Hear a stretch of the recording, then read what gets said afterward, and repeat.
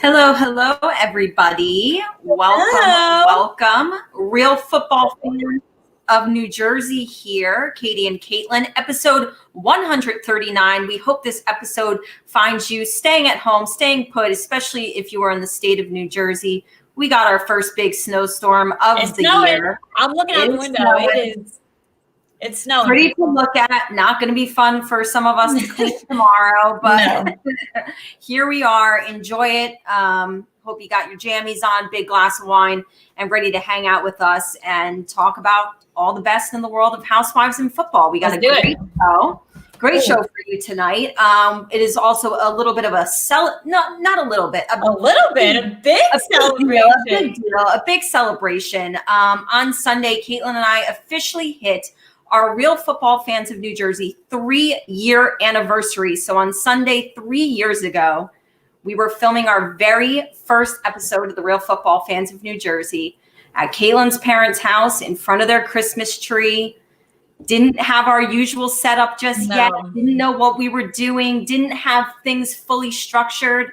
I think we might have had our get it off our chest, and we certainly played a game. Get it off our chest was definitely an OG segment. It was crazy. But I honestly, I had the pleasure of rewatching episode 1 recently because are you frozen? Is it me? Oh no. Did I freeze? We're in the 3 seconds of I think it's Katie. Are you back? Are you there? You're breaking up a lot. It's me? You were breaking up. Oh my God, I have a feeling it's Katie. It's not me. I'm nervous. Oh my God. Oh my God. Oh my God. I think it's you, Katie. It's you, not me. What's going on? I'm looking at us live right now. Oh, shoot. Oh, shoot.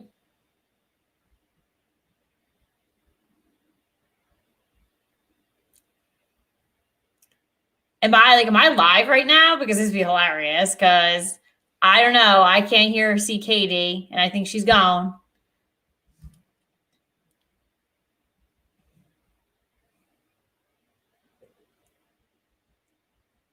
Am I live? I think I'm live. I'm alone, I think. So I'm just going to wait for Katie to come back. Just waiting. It is Katie. So I'm literally by myself right now. So this is so much fun. I'm looking at my Twitter and I'm looking at, oh my goodness. I am looking at my Twitter. Okay. So I'm live. Katie's frozen. Thank you, Skip, for letting us know that. Super appreciative, but yeah, so just to let everyone know, I had the pleasure of watching our first episode today because we did post a little humble beginnings on our Instagram, and you gotta, go back on our Facebook and watch our episode. Katie's coming back now. And I'm back. I think I'm back. Am I back? Back? You're good? I think so. Hi. Perfect. So I was just telling our audience that I had the pleasure of watching our first episode because we did post a snippet to our Instagram and our Twitter account. Yeah. And it's hilarious. The topic, Baker Mayfield was not a quarterback in the NFL yet. And we were talking about him as a Heisman Trophy winner and how he won by insane amount of votes, and that the Browns were quarterback happy and they were going to go after him. And here we are now, 3 years later. They played the New York Giants on Sunday, and we've had a huge narrative of Baker Mayfield this season. So again, like I said, it was a pleasure to watch our first episode. It truly was. And to see what we were talking about 3 years ago. Definitely a celebration. I'll get into it a little bit more later, but cheers to 3 years. Cheers. Love doing this every week with you. I love drinking wine, talking football and housewives. Most importantly, we love you guys so much. So we do. Cheers to 3 years and to many more. And speaking of loving you guys, thank you guys for sending in your questions for tonight's show. We did ask you on our Instagrams, on the Twitter, to send us over some questions. And we got a couple here for you that we're going to go over. first one is fantasy football related. Now, I think a lot of you had your first round of your playoffs this past week. Maybe I have exciting news. Maybe some of you are just starting out this weekend. We certainly wish you luck in all of your leagues. So this is a fantasy football question, and I think it's a really good one. Would you play, if you had these two scenarios, would you play the Steelers defense against the Bengals or defense against the Jets?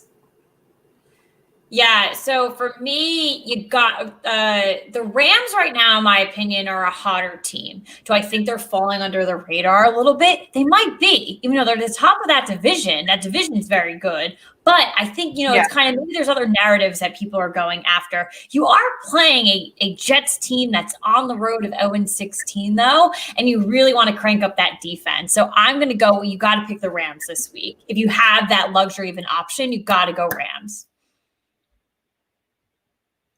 Oh my goodness, Katie is frozen again. Is she back? Okay. Did you hear what I say? You're a little frozen again. Okay. I can hear you. I cannot face right now. This is definitely, with the snow and everything, having a lot of trouble, but we'll try to get through. Can you hear me? I can hear you. Now I can hear you.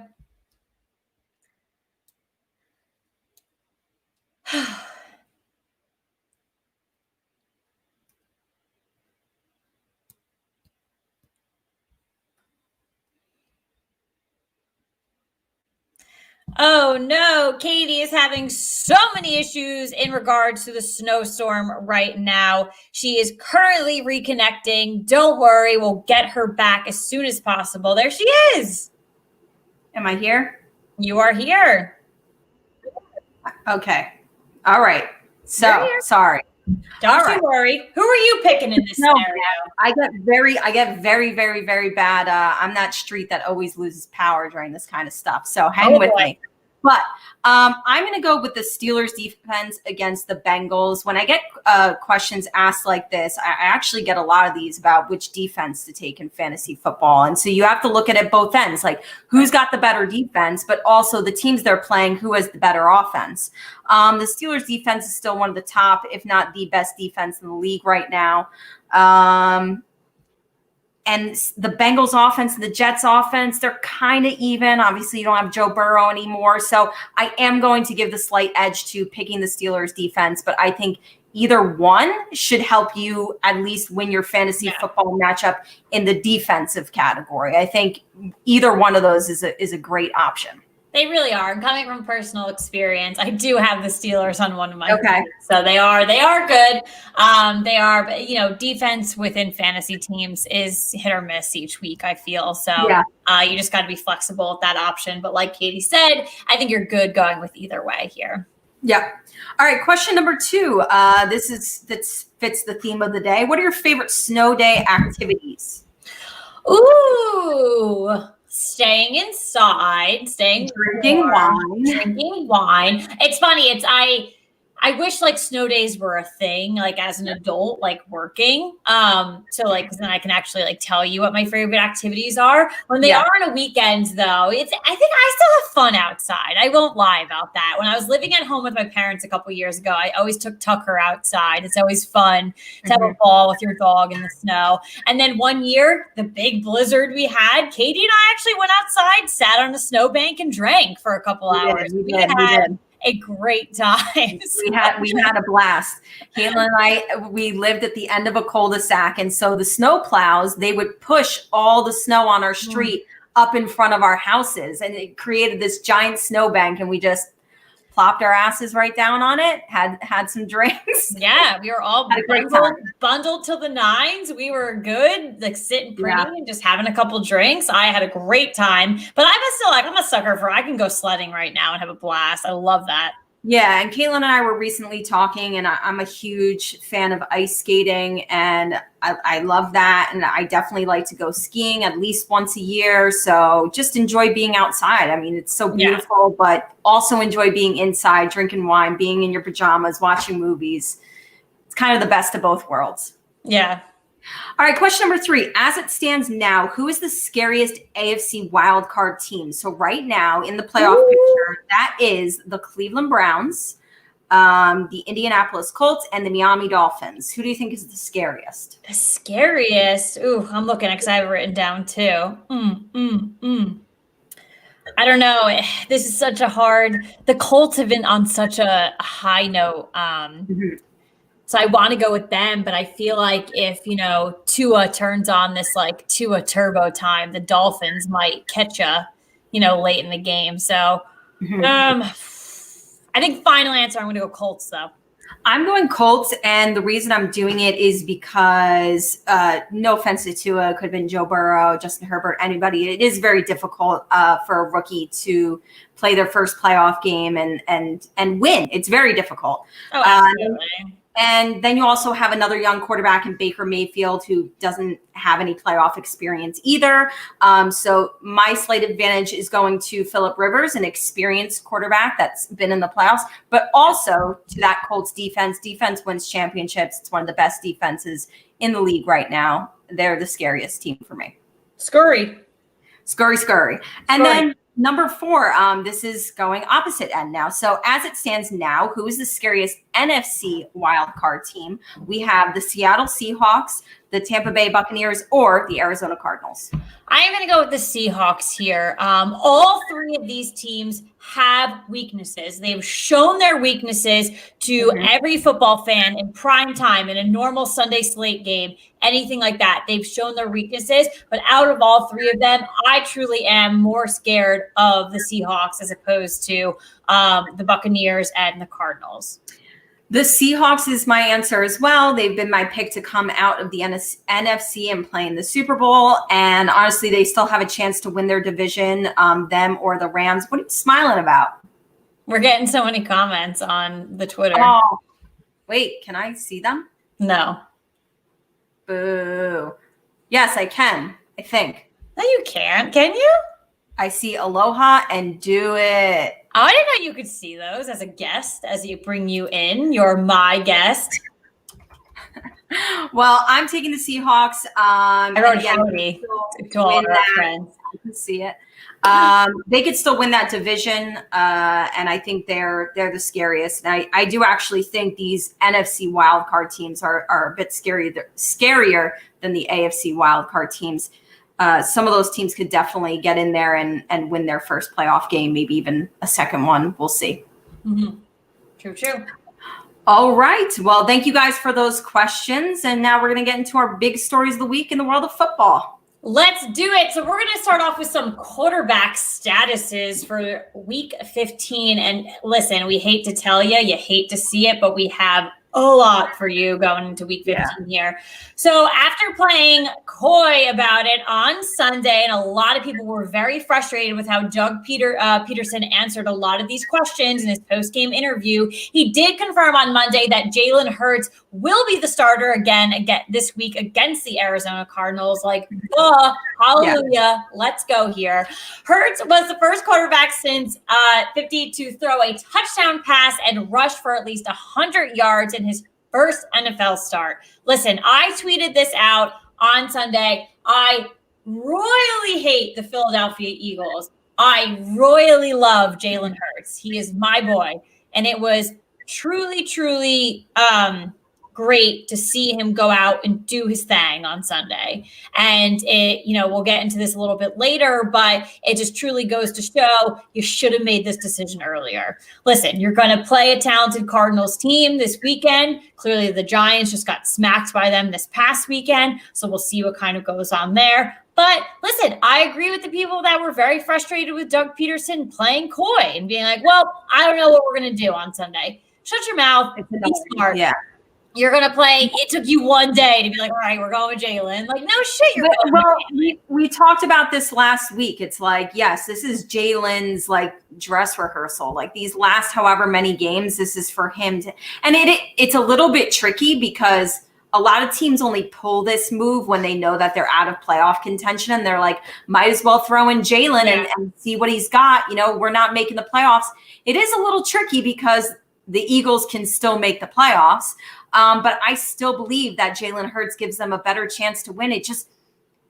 I'm not saying he's a better quarterback than Carson Wentz, but I am saying that whatever was going on with that offense and Carson Wentz clearly was not working. So you might as well change it up and try something different and try to throw some defenses off who were not game planning for Jalen Hurts.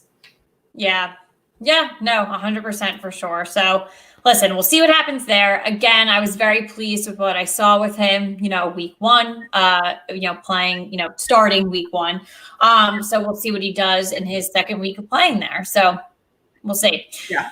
Again, with the NFC East, the Washington football team's head coach, Ron Rivera, told reporters on Monday, unfortunately, Alex Smith did get a little beat up in the game with a calf injury. So it's still up in the air whether he's going to play or not. So he's still going with that calf. It's tightness, things like that.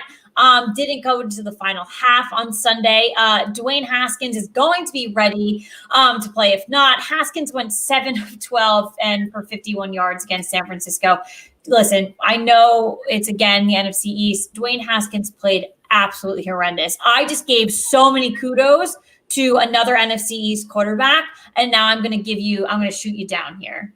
If it wasn't Jalen Hurts and he played well, I would have given kudos. Our first episode, when I watched it back today, guess who we gave kudos to? Who?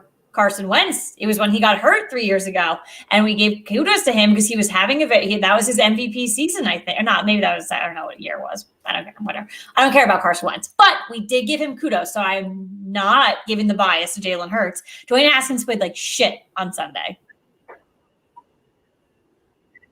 Can you hear me? I can always tell when Katie's buffering because she normally has a reaction right away. I'm hearing you. You're like, and I know, and you're buffering. Most of it, the gist of it. Okay. Yes. Can you hear me? Yes. So basically, in a me? nutshell, I can hear you. Can you hear me? This is going to be a wild podcast episode, by the way, because I'm telling all of you people live right now, I am not editing any of this shit out. So if you listen to the podcast later on, you're getting all this bullshit, this edit, all this stuff. Can you hear me? I can hear you. Can you hear me? All right. Well, listen, Katie is buffering, so I'm going to continue the show for you guys. So listen, Detroit Lions. I can hear you. I can't see you. Okay. Can you not see me? Okay, well, I'm going to keep going. I'm going to message you in the private chat.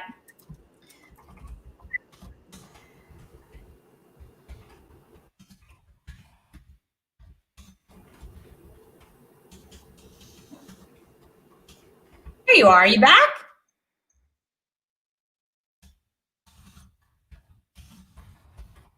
All right, well, I just sent her a bunch of messages.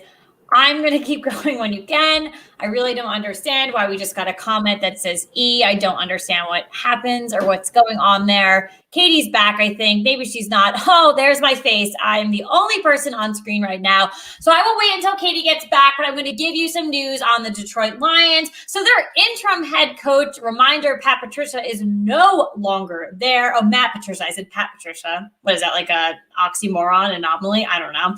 Matt Patricia.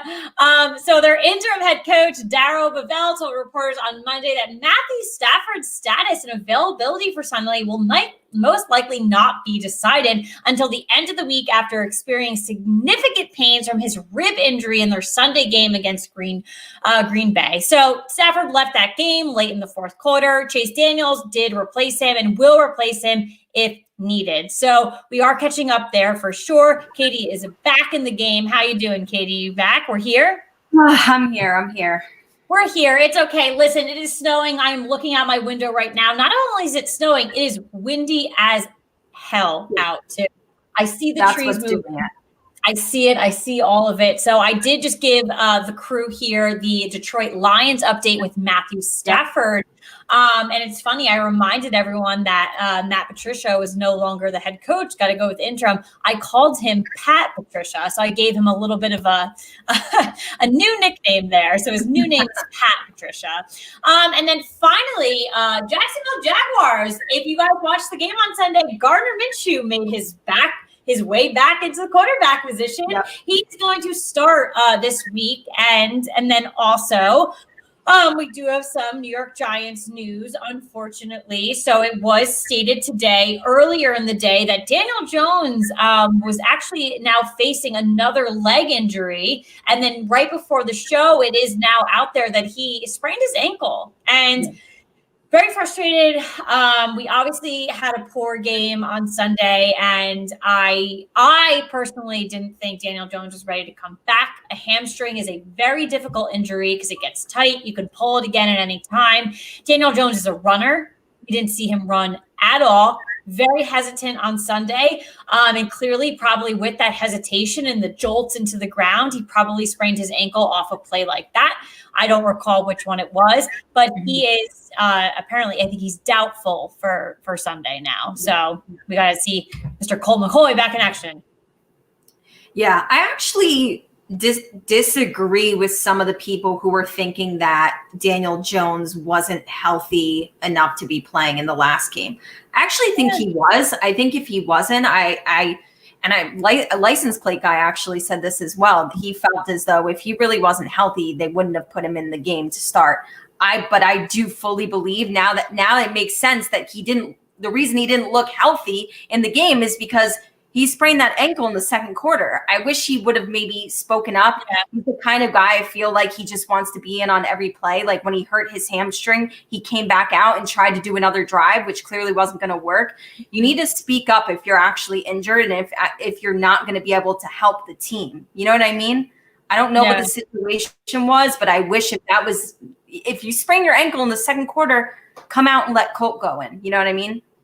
Yeah, and listen, like Colt McCoy did it for us against the Seahawks. It's not our long-term goal. Daniel Jones, don't be nervous. It's okay. We got you. You are our quarterback, but just please, we want you. We want you to be our quarterback. So you need to just be smart about things like this. So that's that. So listen, it's a big quarterback wrap up, but we're nearing the end of the season. It's a weird 2020 with, everything with COVID. We didn't have a preseason. Injuries are happening left and right. And and we're getting to that time where it's kind of teams are a little kind of deteriorating a bit. So, but listen, these are important updates because 3 out of the 5 quarterbacks we just talked about all play in the NFC East, and those teams are all still fighting for that division title. So it's a big, big deal to who's going to be able to actually play and start at the quarterback position.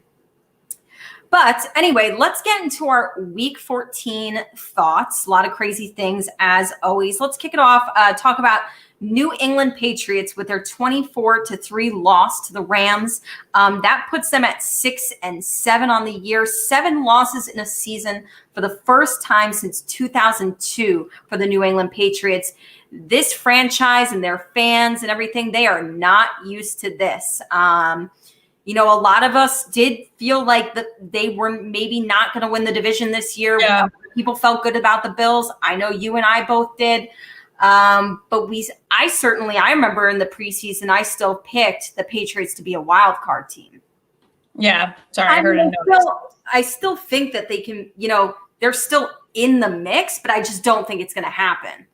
I don't. And I don't think, I think, yes, like you said, I think we assumed the Bills would win the division. The Bills would be the better team this year, things like that. I just didn't see the Patriots being and I'm going to call them a bad team. It's just, that's what it is. I know that's a little much.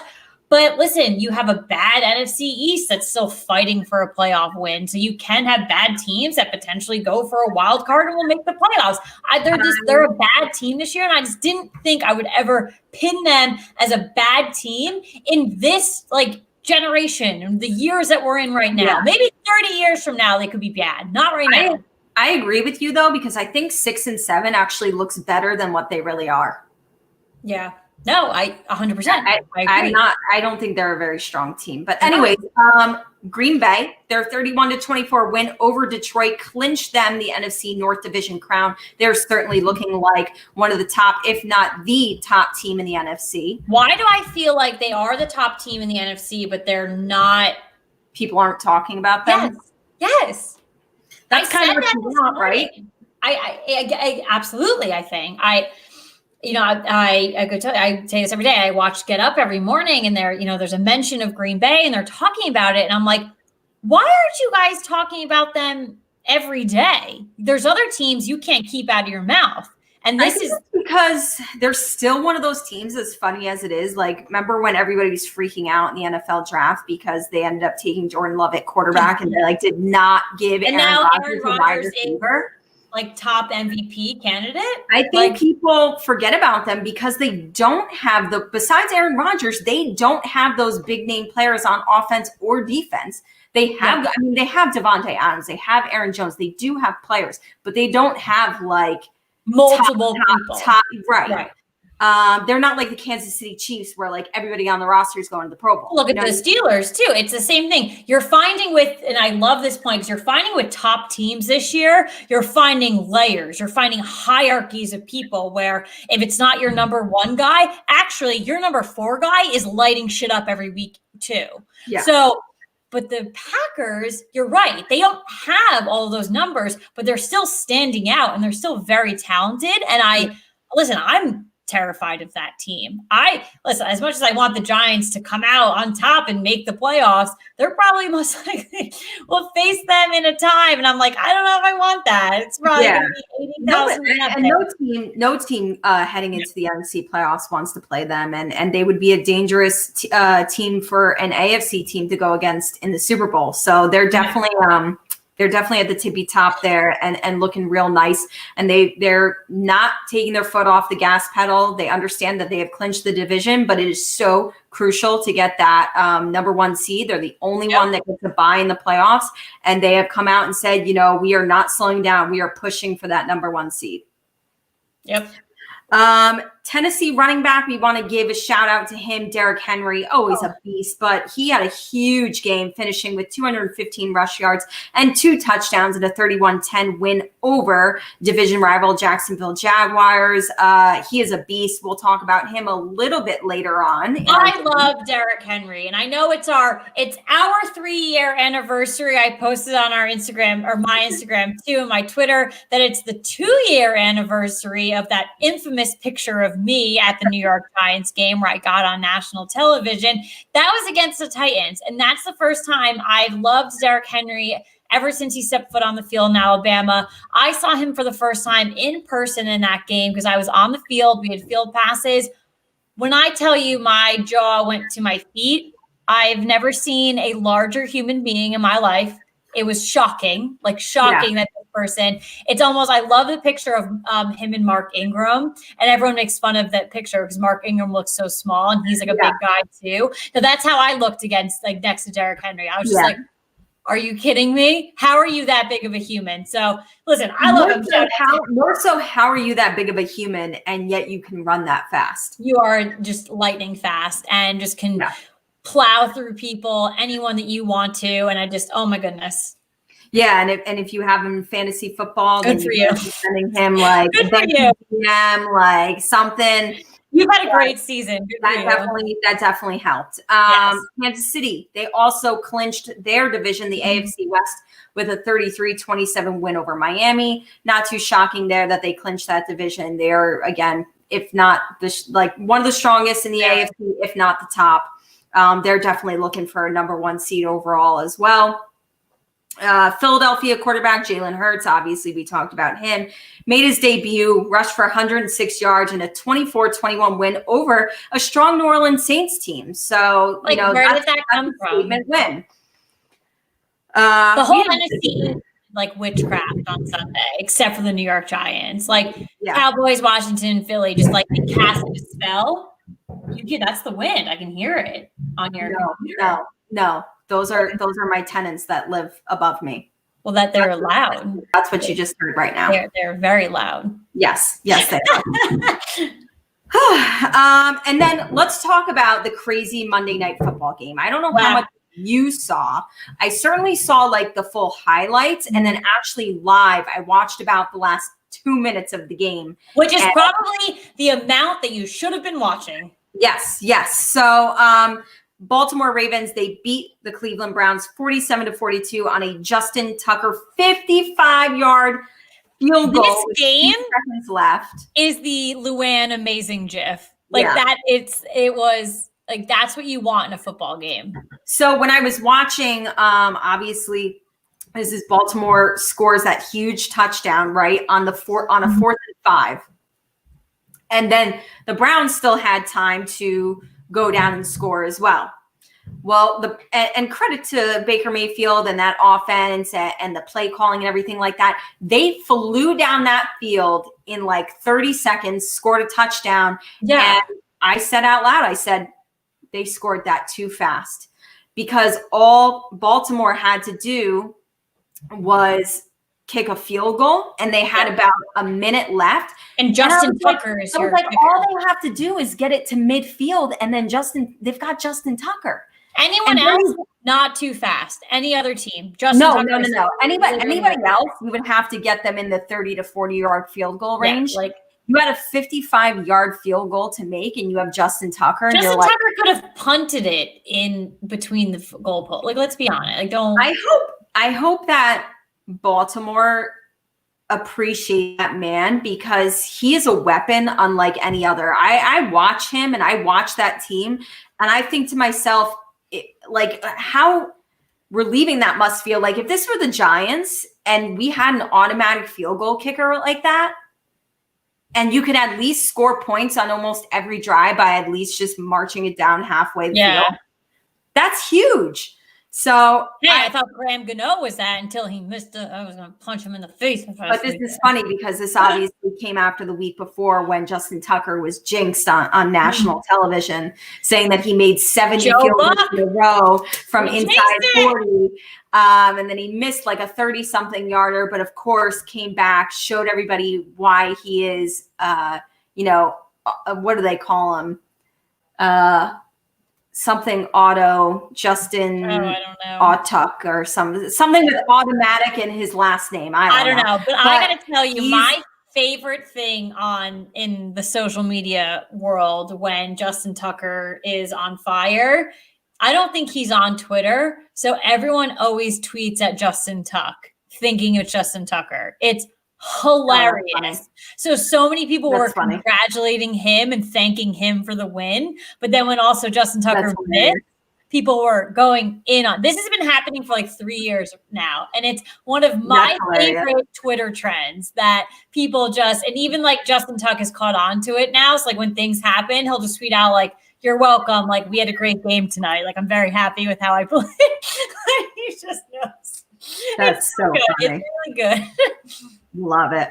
But yeah, I mean, they were calling that the best game of the regular season so far. It's what you want to watch, because both games, it wasn't just a high scoring game. So I only caught a little bit of it, I will admit, but then I woke up the next day, obviously saw that the Ravens won, saw that it was a particularly high scoring game. So I did have that question in my mind. Was it just kind of like a back and forth, high scoring, whatever? Did anyone actually play really well? Once I caught the highlights and literally end to end, yeah. So I'm a little disappointed that I actually did not see the full throttle game. But I am just, it's what you want to see as a football fan, and it's what we want more of. I think that the playoffs will, maybe not the first week, but week 2 going to the Super Bowl. I really think that's what we're going to get this year. Yeah. Great game for sure. Really enjoyed it. It had all the theatrics, right? And it was a primetime game. Division rival, 2 really good competitive teams who both needed a win right there. And it had a little bit of everything. And Baker Mayfield actually even said himself, like, it was like these were like scenes out of a movie. And it really was. So a lot of fun, great game. Enjoyed watching it. The bit that I did. Yes, for sure. Alrighty, so we are going into week 15 here. I can't believe it. It gives me chest pains as much as the New York Giants offense gives me chest pains. But we're going into week 15, so we are going to give you our picks for the week. As always, we give you all of the picks for every game that's happening Thursday, Saturday, Sunday, Monday. Oh. Yes. Don't get me with those Saturday games here. We'll also give you our lock and our upset for the week. So why don't you go ahead and get us started here? Sure. Okay. In week 15, I'm taking the Chargers, Buffalo, Green Bay, San Fran, Seattle, Minnesota, Miami, Baltimore, the Buccaneers, the Titans, the Colts, Cardinals, Rams, Chiefs, Browns, and Steelers. My lock is the Green Bay Packers over the Carolina Panthers, and my upset is the Chargers over Las Vegas Raiders. All righty. And you are getting a little boofering again, so I think you might be escaping me. Oh, you're back, I think. Yeah, I'm good over here. Okay, you're boof a little bit.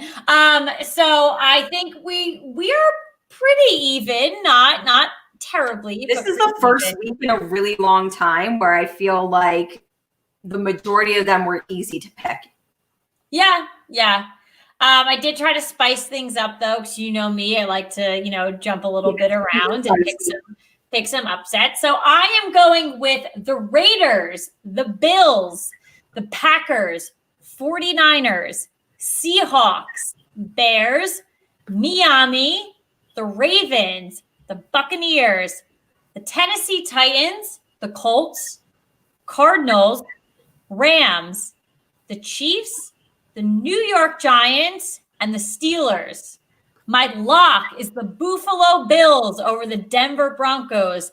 And my upset is the New York Giants over the Cleveland Browns. So listen, I know last week was rough, but I think it was a hard week. And I think Colt McCoy will take us again to greatness. So we only had 3 different. So again, I feel like that speaks to I said it was a similar week. Yeah, it was. I felt like it was an easier week, and we'll see how things shake out. Absolutely. All righty. Big stories of the week in the world of housewives. A little bit quiet, but this first story goes off of something that we recently talked about. We're talking about it is kind of the big news in the world of housewives right now with Eric. He is being hit with another lawsuit. So on Friday, this new lawsuit comes along with his ongoing divorce to Erica. And according to Page 6, Tom and his law firm are being sued for allegedly breaching a written agreement and conversation with the bank. They apparently entered into 5 different lease agreements with this bank, and the bank agreed to finance the lease of office equipment. But this suit alleges that Tom and his firm failed to make their monthly payments, which included rental charges, maintenance, taxes, overages, late fees, and a purchase option. This is no bueno. What is going on? Yeah. This lawsuit comes after Tom and Erica were sued by Edelson PC for fraud and embezzlement. We talked to you guys about this after they were accused of embezzling settlement funds meant for victims of Lion Air Flight 610. And Tom was actually asked to appear in court for this one, for that lawsuit, and he was a no-show. So he is also in breach of that. This story just gets like sketchier and sketchier like every single day. And like, I just don't like what's going on. I think we might have lost Katie again, but oh, there she is. It's honestly like this whole story again. Crazy. Like, it's actually really hard to keep up with. It really is. So,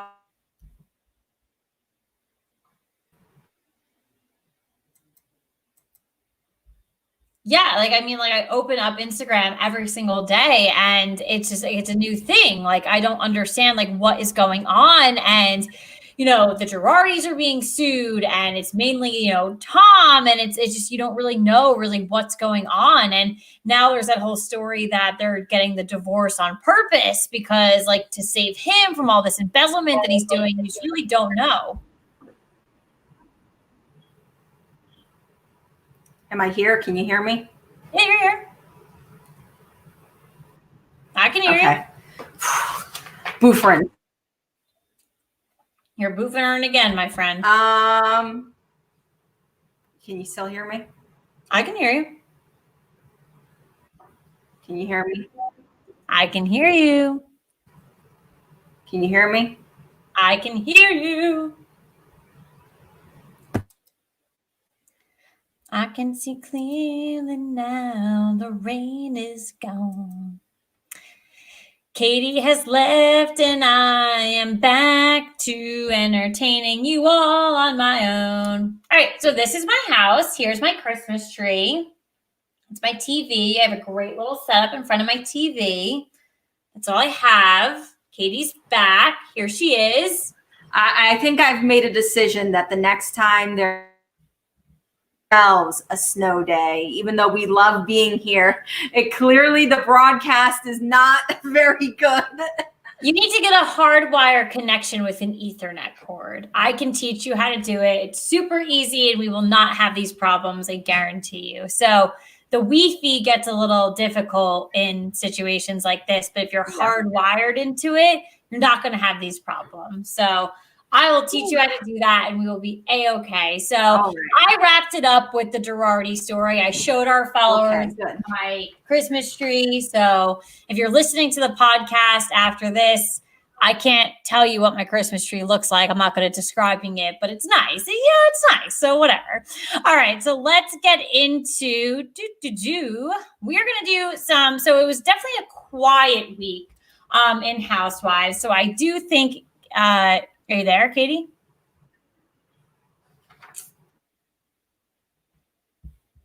Are you there?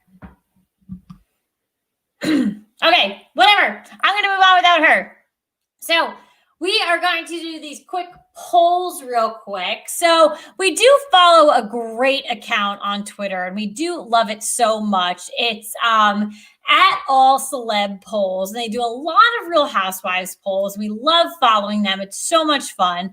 So we're going to answer their most recent ones, and then we're going to reveal the results. So I actually do need Katie for this, so she better figure out her internet issue real quick.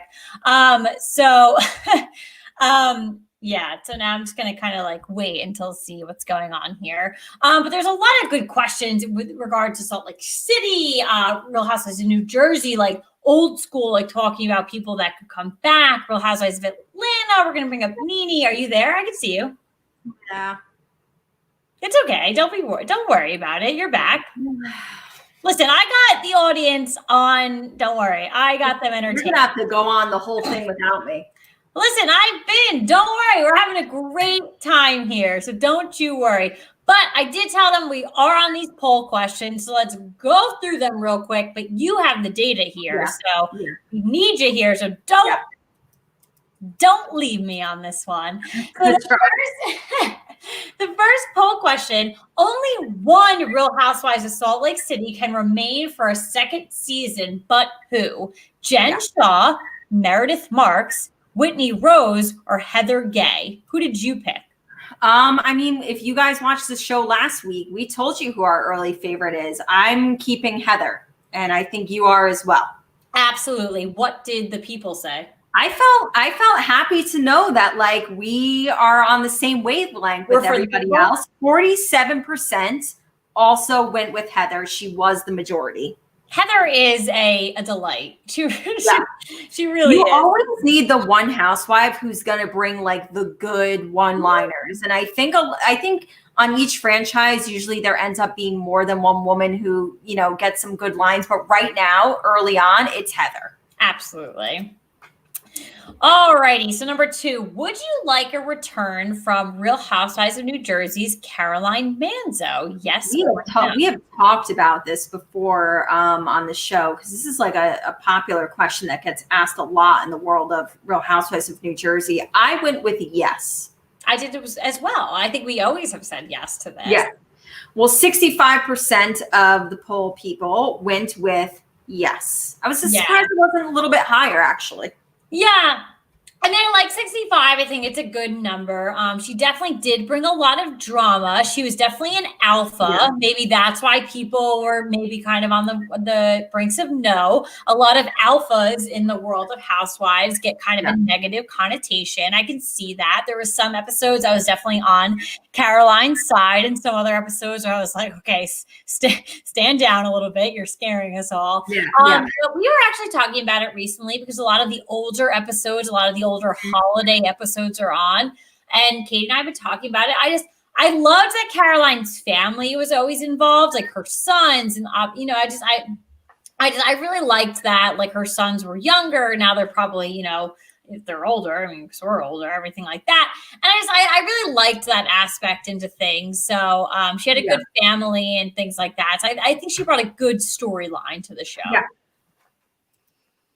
All right, number 3. Do you think Nene Leakes is going to be missed this season on The Real Housewives of Atlanta?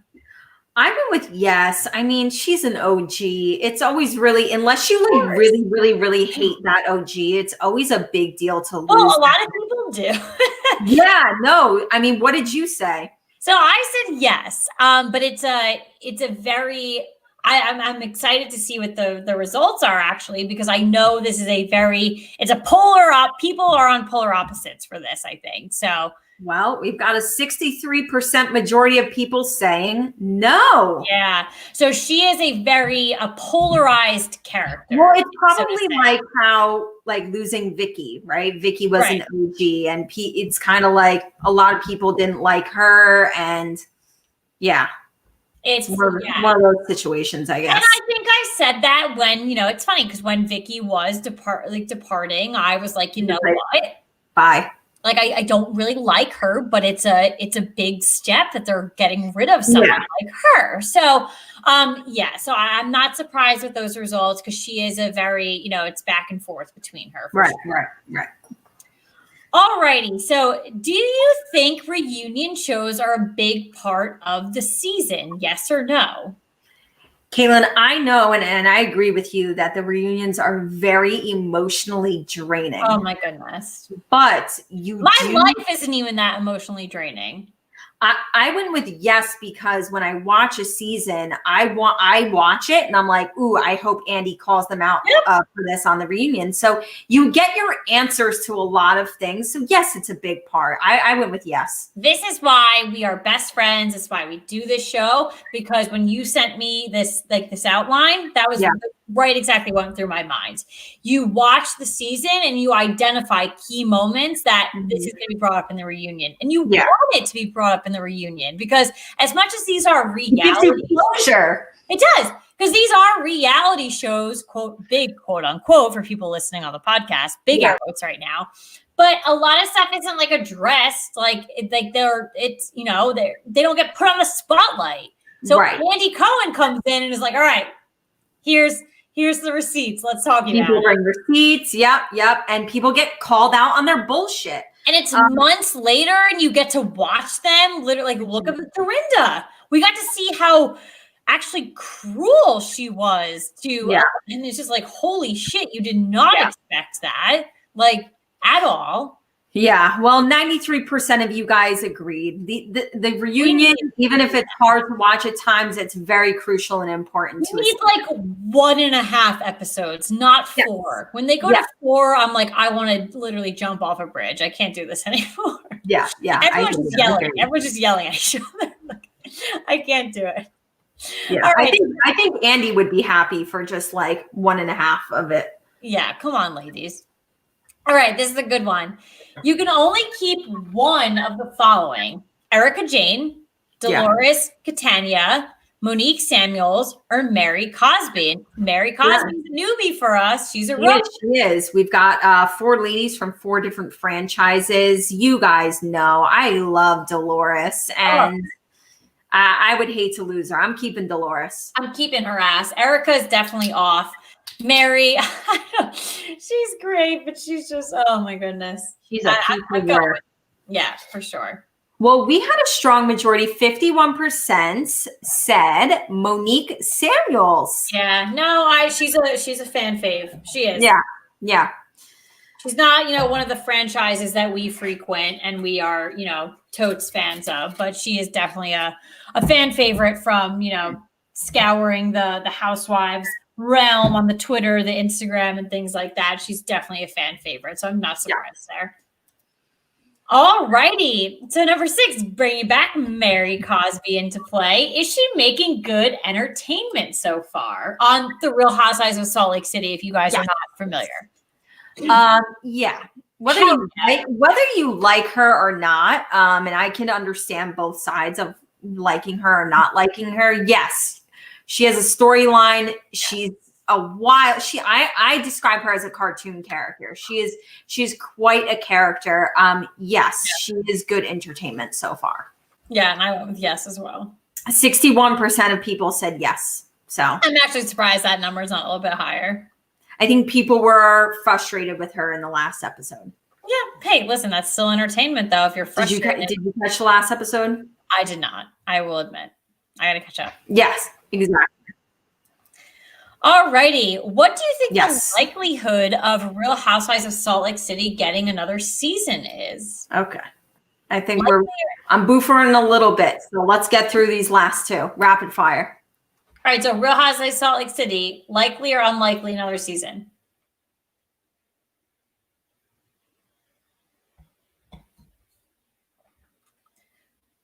All right. So Katie is definitely buffering. So I am going with likely because listen, this season has been absolutely tremendous. We've gotten drama from all parts of the world on this one. We've gotten, great friendships. We've gotten great storylines, everything you can imagine. We've got villains already. We've got people that we love, everything like that. So we've gotten everything hands down, 100% likely for another season. Yes, 83% of you said likely. Likely, 100 hands down, likely. And then finally, would you trust Ramona Singer as your realtor? She recently got her real estate license. So Katie has bounced again from the live show, but that is okay. I am not trusting Ramona Singer as my realtor. And this is coming from someone who has family in this industry, I just can't. And it's just, I don't. You take tests and you do things and everything. So 84% of you said no, you would not trust her to be your realtor. And I'm on your side. Like, no, the answer is 100% no, because even if you remember, like from a couple, like a season back or so, she literally made fun of Luann buying a house or Bethany buying a house on the highway. And it wasn't even on the highway. So why are you going to trust a girl that makes fun of someone for buying a house like close to a highway? Don't trust her as your realtor. I actually circled yes and no for this one. No.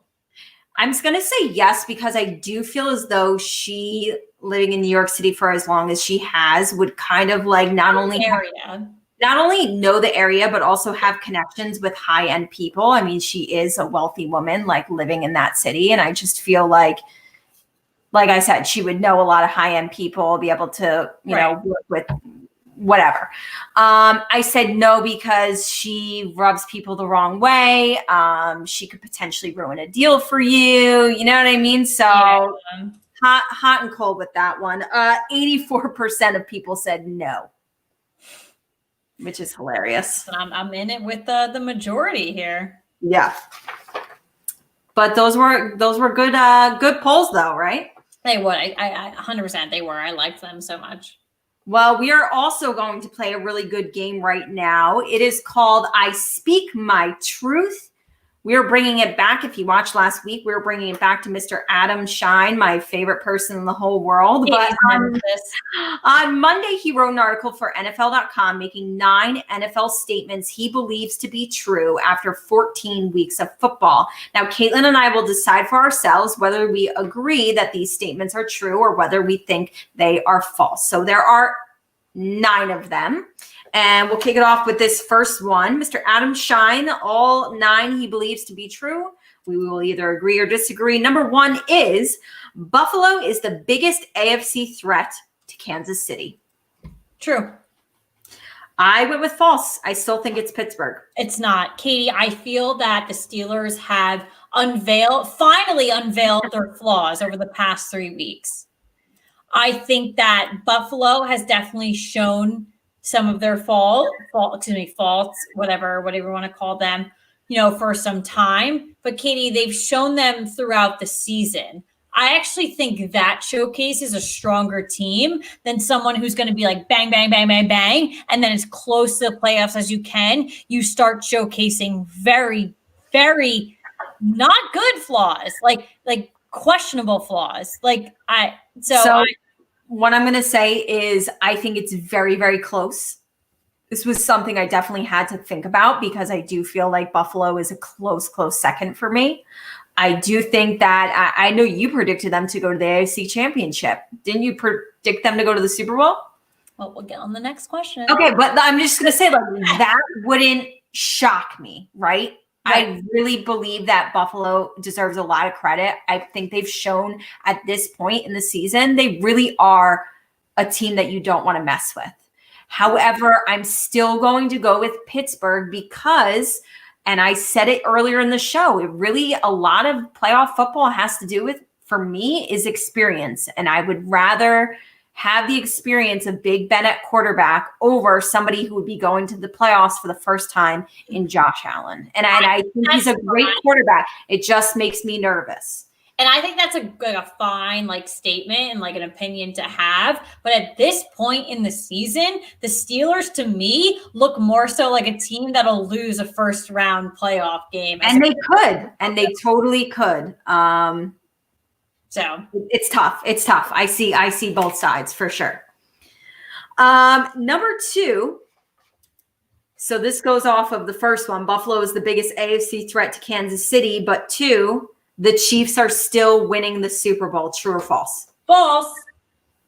Because I have the Bills winning the Super Bowl. Okay. And I have true.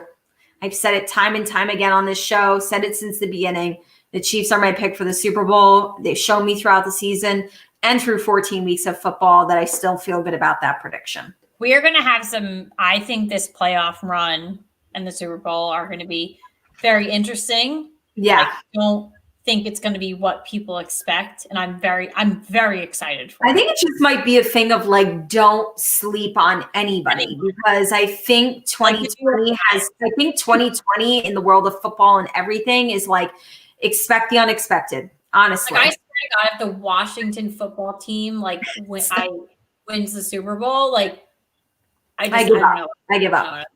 That the game will be in 2021. So like I'm going to eliminate that year too. Like just take me to 2022. Like that's what I'm looking forward to. Yes. Don't even give me 2021. Yes, agreed. Number 3, Doug Peterson should have turned to Jalen Hurts much earlier. Said this earlier, true.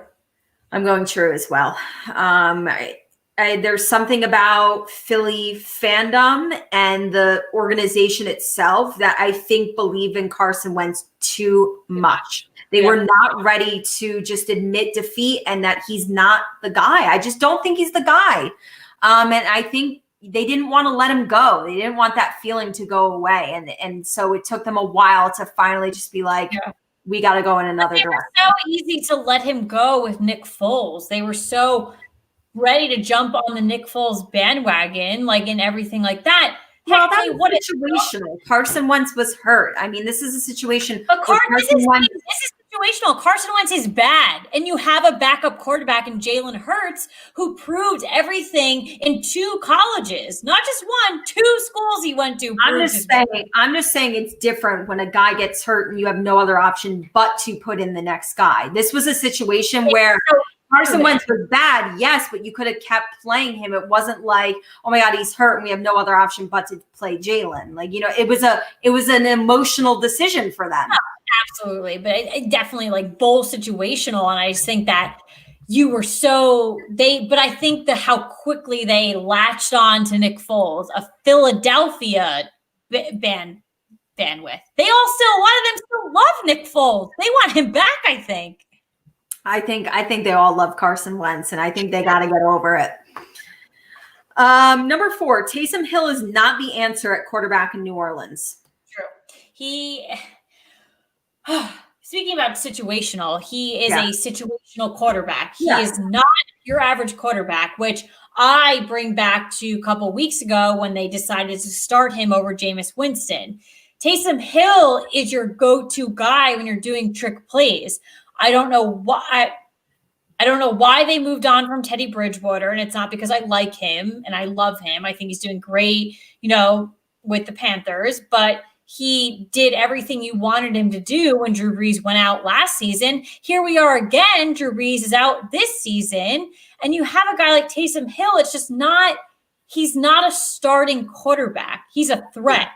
100%. He's a threat. Well, Teddy Bridgewater wasn't going to stay with the New Orleans Saints as a backup when he could be a starter somewhere else, which is what he is. No, you're absolutely correct. But I think like long term, it was like, we're going to put our money on Taysom Hill, which is like kind of questionable. But then they brought in Jameis. But now I'm kind of questioning it because why aren't you, if he's your long term, why aren't you starting? And so there's a lot of questions into it. But like, long story short, are very simply put for me, because I do believe that I think this is Drew Brees' last season. I do. And yes. I think that Taysom Hill, I think Jameis Winston, I think Teddy Bridgewater, I don't think any of the three were going to be the long-term answer as the successor for the New Orleans Saints when Drew Brees is gone. I don't believe in any of those guys at quarterback. No offense to your love for Teddy or anything like that. I think that those are three unbelievable backup, like the best backup you can have in the league, right? But I do think that they will eventually need to look to the draft, or if somebody comes out in free agency, some kind of trade. I don't think Taysom Hill or Jameis is the long-term answer for the Saints. Yeah. All right, number 5, Derrick Henry is the best running back in the NFL. We told you we'd get back to this man, right? Winky face, true. He is. True? Yes. And listen, right now he is. You really can't convince me otherwise, and that's it. That's it. Well, I'm gonna have to try. I went with false, but hear me out. I kind of don't want to pick true or false. I picked false because I feel like people could very well make an argument for Dalvin Cook. Oh, I know. And listen, I know. Do you not think his head, like as soon as I saw this question, was like flowing through my mind? Of course. So I went with false because I don't actually think you can pinpoint there is a clear cut number one best running back in the NFL. That is why I went with false. That's fair. 6, Chase Young is a star. He is. Yeah, I don't know who would say false to that, but I love, and again, I hate that he plays for Washington. Yeah. But I love watching, and we might have said this like on like one of the shows like prior to the draft last year and things like that. The players that we're excited to watch throughout their career. Yeah. He stays with Washington. It'll kill me, keep me up at night, but I do love when they play just like the slow-mo replays of him. This kid is lightning fast for a defender. He's quick on his toes. You can see when they're slow-moing the replays of him, the decisions that he's making in his mind so quickly that he wasn't thinking about 0.1 seconds ago, but then switches to that. He is so dynamic as a player, and he's so quick and fast, and he's truly an exciting person. Yeah, he is the real deal, and he's a star, and it sucks that the Giants don't have him, but clearly went other ways for a reason, but he is, he is. 5.5 sacks, 3 passes defense, 3 forced fumbles, and a touchdown. I mean, he is the real deal. This is. I don't think Adam needed to include this in his article because this is like a duh kind of statement. No duh. You know what I mean? So yes, he is a star. Number 7, Brian Flores is the man. Head coach for the Miami Dolphins. Well, what does that mean? He is the man. I took it a little bit further. Adam did say in his description and in his write-up that he thinks Brian Flores is a top 3 candidate for Coach of the Year. How do you feel about that? True or false? I think, with like furthering that, description of like being the man, and like still even kind of looking at it like is he the man for the Miami Dolphins? There's a whole question mark surrounding this question for me, or this statement for me. And it is a broad statement. I couldn't really come to a deciding factor of true or false. I'm kind of at the or, true or false. I'm at the or for this one, because do I think he's the man for Miami? I think he's made a lot of executive decisions this year that have turned that team around. I don't think anyone would have predicted Miami where they are right now. They made a huge decision to go with Tua to push them more into playoff contention. We even brought them up before in a wild card scenario to bring up, are you scared of them? And like, I don't think anyone prior to this season would have said, are they scared of the Miami Dolphins? I think you and I predicted that they were going to be one of the worst teams in the league. I'm pretty sure you and I, like early on, had them at the bottom. And then too, but like coach of the year, I mean, again, like what I just said, like the decisions that he's made, you could probably pin him up for that. But I sincerely just could not come to an answer on this one. I went with True because if this team makes the playoffs, which it looks like they're going to do, they went from a 5-11 team last year. And if you can turn that around in your second year as their head coach and make the playoffs in a division where, okay, we knew the Patriots weren't going to be the Patriots, but people could have argued that Miami would have finished last in that division. People could have said that, we certainly had them at the bottom. So I think if they do make the playoffs, he does need to be in top 3 consideration for coach of the year. So I'm going to go with Drew. Number 8, nobody wants to face the Colts in January. We talked about them before. They're looking like they're going to be a wild card team. What do you think? Listen, I'm going to say false. Like, someone will want to face them. Like, come on. There's still a lot of strong teams in the NFL right now. Like, they're definitely, like we said, like they're scary. Like, you look at the Titans last year. They went into the playoffs and they beat the Patriots. No one was expecting that. No one was expecting the Titans to do that. The Colts can very much do the same thing, but it's not every team that's like, oh, the Colts. So I went with false as well. Again, I don't, like you just said, I don't think it would shock us to see if they did do well in the playoffs, but do I see them as a really scary team? Like, oh my God, I don't want to face them. No, I'm going with false as well. And our last one, this has been a topic of conversation on our show, I think last week, maybe 2 weeks ago. The Chargers need to make a coaching change. True or false? We spoke about this last week. I'm still going with false on this one. They don't. It's not, it's too soon in my opinion. I'm going with false as well. Again, and the main statement that I made last week was Justin Herbert is, in my opinion, clearly the guy. He is your franchise quarterback. And so I would like to see Anthony Lynn just with like a full year and what I believe to be a talented roster. Not COVID year, like a normal year. I think a lot of people are making the argument, though, that he does have such a talented roster with so many big names on it. Why aren't you doing better? So I see that as well. But again, I'd just like to see him have a full season with Justin Herbert his sophomore year and see where that team can go. I really believe in that team. I think this is like my Denver Broncos of this year that didn't pan out. Like, that's how I feel about the Chargers. It's my Buffalo Bills like 3 years ago that didn't work out. That's how I feel about the Chargers going into next season with Justin Herbert in his sophomore year. So I agree. All righty. Good one. Good. I liked that for sure. I hope he continues to send those out. I think a couple guys actually send those out occasionally. So hopefully we'll get some more there. So, all righty. So it is that time of the episode of the night to get it off your chest. Positive, negative, football, housewives, wine, this freaking snowstorm that keeps kicking Katie out of. I was literally just going to say, I hate that I've been boofering all show. Seriously, let the world know. So it's Ari. So you're up first. So you can let that be you can go with your original one, or you can just say, F you, internet.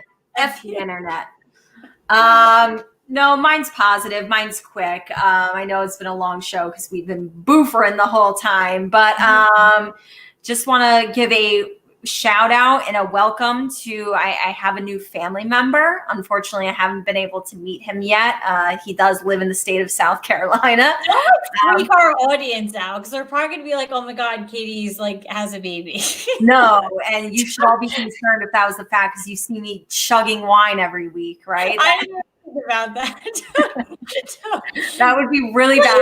All You could have, like, adopted, the authorities on me. There's many. No, you could have adopted. There's many other options. Don't freak our audience out. Well, there was an adoption. It was not a human. My parents adopted a fur baby. He's very, very cute. I sent out so many pictures to Caitlin because he's just so precious. Go to our the Real Football Fans of New Jersey Instagram story because it makes sense. Let the world know what his name is. Yeah, so he's really precious. He's a 1-year-old boxer pit mix. I think people would probably think he's maybe a Dalmatian because he's like black and white and got a bunch of spots, but he's super, super precious. Such a sweet little face. And my parents did rename him, and his new name is Eli, after Eli Manning. So I gotta tell you, I am crying right now. Like, I'm very emotional. He is the cutest. Well, he's not cuter than my Tucker, but he is such a cute dog. And the name, I cannot. Katie sent us pictures throughout the adoption process, and we are just, oh my God, we're over the moon here at the Real Football Fans of New Jersey for our new Eli Lipkin joining the family. We are so happy. And oh my goodness, he is God. Katie, you got to post a pic because our fans are going to love it. I've been told that he's very mellow, very quiet, big time hugger. He loves to hug. I gotta get down to South Carolina. We are going. He's just, let's get in our cars. F this snowstorm. Let's go get some sun. Let's go see Eli. Let's go. And just excited to hopefully meet him soon. He could be our 4th co-host. So Tucker obviously is he doesn't do his job very well, Tucker, but maybe Eli he'll make Tucker step up his game. But oh God, he is truly adorable. And so happy to have Eli a part of the family. Yes, absolutely. All right, what do you got for us? Listen, mine can be short and sweet too, but holy shit, we reached 3 years of the Real Football Fans of New Jersey. And it's funny, on Sunday, when I realized that it was 3 years, and even over the past couple of days, just reminiscing, going through some of our episodes, our first episode, pictures and everything like that. We have just done so much in 3 years. We literally started in front of my parents' Christmas tree, barely a script in front of us. And we have moved into every Wednesday live show podcast. We're now podcasts across all major podcast platforms. We are literally everywhere. We have celebrated. We went a while too before we actually went into the podcast world. And I know. I don't know why we didn't think of that at that time, but it's proven to be a huge thing. Truly. And it was because of feedback from you guys that you guys wanted to hear us on the go. And we were like, all right, we got to, and that's the thing too. We truly love you guys. We love our fans. We love our followers. We would not be here without you. Sincerely. It's truly been great. We've done so many things with you guys. We've celebrated 100 episodes. Listen, we're close to 200. So we're very close to 150. So, and there's a COVID vaccine out there. So you better get ready for 200 episodes. We're going to have a big bowling party. So don't you worry. So you all better get vaccinated because we're having a party. So we're getting ready for that. But it's truly amazing. We've done so many things. How many Giants players have we met? We went to Bravo. How many housewives have we met? We've done so many things. And at the end of the day, we've done so many things together as best friends. And it's just, this is you guys probably think about it on the back end, it's a lot of work. You take time out of your week. But to me, it's just hanging out with my best friend. Yeah. Drinking wine with my best friend. It's just, that's it. I think if it had ever at any point felt like a chore to us or felt like homework, then it would be a point in time where we'd say, why are we even doing this? But 3 years later, and it is never once felt like that. No, this is truly a blessing. It is truly one of the best things I do during the week. I know when I'm at work or when I meet a new person, it's one of the first things I mention. It's subscribe to my podcast. What do you do for fun? I will tell you what I do. I host a podcast on the side with my best friend, and we talk about football, housewives, wine, literally anything you can imagine. So honestly, cheers to 3 years. I think I watched you finish your glass of wine, but I'm going to. I know. I need a refill. Cheers. Listen, the snow's coming down hard, so I recommend, it's only 8:15 too. I recommend you get a refill. You're gonna. I will. Oh, trust me, I will. I might go pull an us and go sit out in the snow with a glass. Oh, I wish I was there. Just be mama. So, but yeah, happy 3 years, and can't wait to hit more milestones together and with you guys. So thank you, as always, for listening and watching and hanging out with us. Other things that you will want to watch this week, we've got Real Housewives of Orange County on tonight at 9. Real Housewives of Salt Lake City, we are loving it, on tonight at 10 o'clock. Real Housewives of Atlanta on Sunday at 8, and Real Housewives of Potomac also on Sunday at 9. Four franchises is a lot. I'm like sweating thinking about it. It's a lot. Speaking of a lot, we have Thursday night, Saturday, Sunday, Monday football games. Wow. And people thought that Housewives and football didn't relate. It's all going on. We're all going on right now. Thursday night football, we do have the Chargers at the Las Vegas Raiders. Saturday, this is what we want to pay attention to because obviously this was not originally in the script. Saturday, we have Buffalo at Denver. That game will be played at 4:30. I love a 4 o'clock Saturday game. I love it. Yep. And then we have the night game would be the Carolina Panthers at the Green Bay Packers at 8:15. I don't love that game. I know. She's going to be watching college football. We do have big college football games for you. We're going to say it in a second. Sunday night football, we have the New York Giants were flexed into this game. The Cleveland Browns at the New York Giants. Playoff implications for both teams. And then Monday night football, we have the Pittsburgh Steelers at the Cincinnati Bengals. If you guys have like recommendations for like how I can stay up for the New York Giants game, like please, I hate Sunday night games. Like I hate them. Come to my house. We recently got an espresso maker. That's my recommendation. Oh, finally, because I know you got all the accessories at your bridal shower, but you did not actually. You have purchased the espresso machine. We are set. Honestly, I will be coming because I can't do the Sunday night games. I can't. I hate them. I really hate them. College football. We obviously would be remiss not to mention that we have so many good games that you do not want to miss. College football all day long on Saturday. Only one really good one. There's a lot of good ones. Number 7, Number 7, Iowa State versus number 11, Oklahoma. We have number 4, Ohio State versus number 14, Northwestern, getting in the football mix, like becoming a little bit of a powerhouse there. This is a great game. Number 2, Notre Dame versus number 3, Clemson. That is must-watch TV. And then Caitlin is speaking about number 1, Alabama versus number 6, Florida, the SEC championship game. That's why she will not be watching the Saturday night NFL game.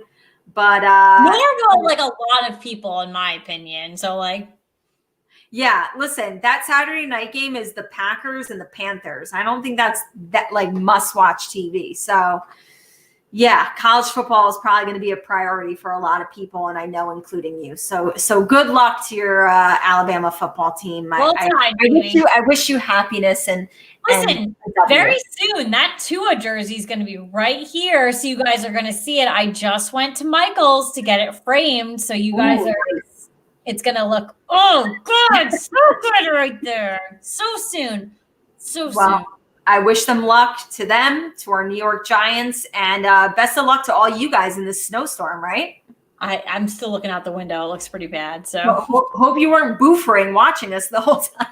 Honestly, in all honesty, a lot of people probably were boofering watching us. We boofer together, baby. And I did tell our audience that I'm not editing the podcast. So I did hear that part. I did hear that part. We're gonna get the raw footage. I'm sorry, guys. We love you, but you have to stick with it. I'm not taking the time. We tried to make it nice, and I'm it not. didn't pan out. Don't make me. I'm not editing this shit.